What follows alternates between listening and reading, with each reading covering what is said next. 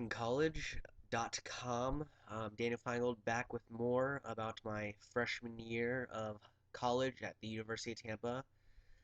Um, Today I wanted to focus a little bit on um, just picking classes, your class schedule basically.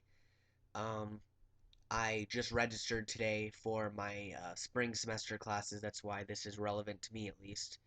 And it's very important that you know what you're doing. And I pretty much didn't until today after I did the whole process. So it was very scary, me being a very anxious person, um, and just generally not knowing what to expect. First, let me take you back to during the summer, once I first knew I was going to UT. Basically, they pick my classes for me. I suggested classes that they pick, the type, like the section of classes, like whether it be psychology or math or whatnot. But they basically did the schedule for me. As a freshman, you're at the bottom of the totem pole. You basically get what's left. So that was a little tough. But I got all good classes. I actually like they kind of picked my classes because it worked out so well, and for the fact that I'm a little codependent, so it's kind of scary doing that stuff on my own. What if I mess up? What if I pick a class that, conflicts with another class that I want to take? Then, am I gonna be able to get back in? I'll explain all this. But basically, so I got to school and I realized I wasn't gonna stay on campus, so I did not want to be there 5 days a week, just going to two classes a day. So I had to do um, the drop ad situation there, the system that they have. I think I think all universities have that.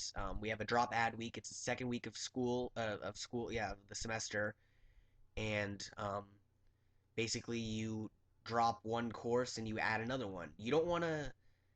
They call it drop adding, but that's not really how you want to do it. You want to swap a class because let's say you are dropping a certain class during specifically it's very important for this specific drop ad week.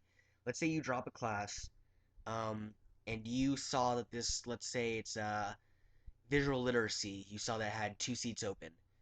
So you drop the class that you're taking, Intro to Government World Affairs, and then you go back on the live schedule online, you see all this. You go back to visual literacy to add it, and it's not there anymore. It's closed. Those two people jumped in front of you and got that class. So it's very important to swap the classes. It does it simultaneously. The computer does it together in one fell swoop. So you don't mess up like that. That would be very bad. I tried to do the drop ad. There were no classes open, especially because I'm a freshman. There were definitely no classes open.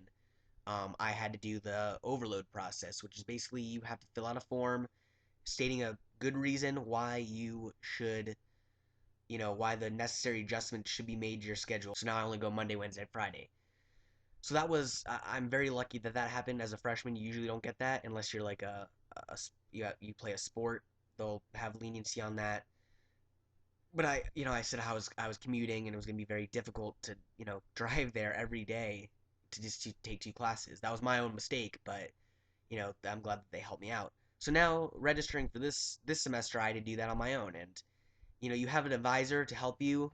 He's a fine professor in general. He's a nice guy, and I'm not saying that I'm not saying anything against him. It just, it is what it is. You know, he just didn't.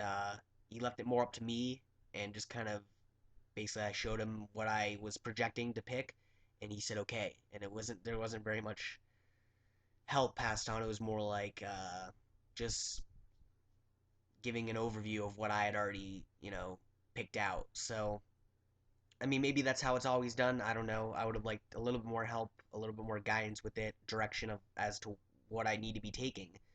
And there was a little bit of that.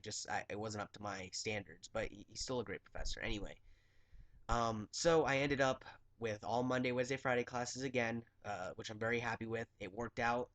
I actually got to pick probably one of the highest out of all freshmen because I think it goes by based off already how many credits you have, and I have all those AP credits, so that helped me out a lot. Like I know some people that are this is Monday right now. They're registering on Thursday and Friday, and I'm like, wow, it's some of the basic classes might not even be around by then. It's gonna be tough for them. I don't know, I don't know if I got lucky or it's based on credits. I don't know, but I'm under the impression it's based on credits.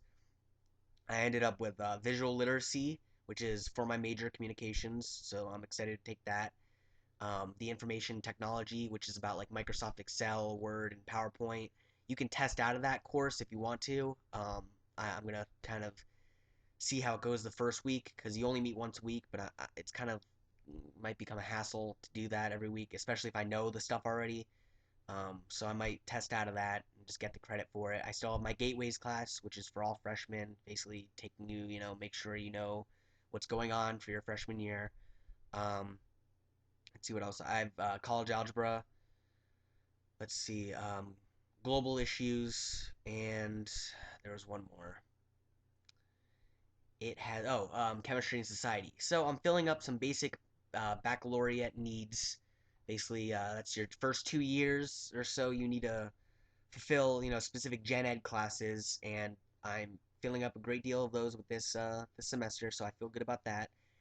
Overall, I'm taking 16 credits, so it's a pretty hefty amount of credits there. I'm going to class. I have 4 classes on Monday, 4 on Wednesday, and 4 on Friday. So, but they're all very compact. I'll be there for only the time that I need to be there for classes. So I have a lot of time to do my internship or part-time job or whatever I'll be doing. Um, Basically, the process was I had to research it. You have to look at your degree guide to make sure you know what you need, whether it be for your major or for your baccalaureate experience. And baccalaureate is what you focus on for the first 2 years, and it's really very confusing. If I just explain it to you, you'll get to see it eventually, or some of you may already know how it is. Um, but it can be a little confusing. You have to make sure those classes are open first of all, and if you're a freshman or a sophomore, you're pretty far down the totem pole. But you know, um, you have to make sure you have your stuff lined up for your degree guide. You worry about that first. You worry about that baccalaureate experience because you have if you get that done, if you get that out of the way, then you have your last 2 years, let's say, for all major classes. Um, I did a little bit of mixing with mine. With those AP credits, I have a little bit more freedom. I can take some classes that work for my major now. Um, so the visual literacy, that is for my major, and then the other classes are classes that I need to take. So I got a good mix, just like I did this semester with sport management. That's going to be my minor, so I'm glad I took intro to sport management. But I went on. You basically go to the live schedule, which is it's exactly what it says, live schedule. You get to see what classes are open, what are not, and you select that class, you select this class, and you're done. Um, it really depends on where you're placed, though. I got very lucky being placed, top of the freshman class, or else if I'd been going Friday, I'd probably been freaking out because I'm a kind of person that I have to be able to plan things out accordingly, and if it doesn't go that way, I start to lose it a little bit. I don't know. I had a couple backup plans, but you never know. Those classes are going to be taken too. So I'm just lucky. I'm just fortunate that I got all my classes that I needed. Um, yeah. Another news. I got a 95 on my Intro to Government and World Affairs.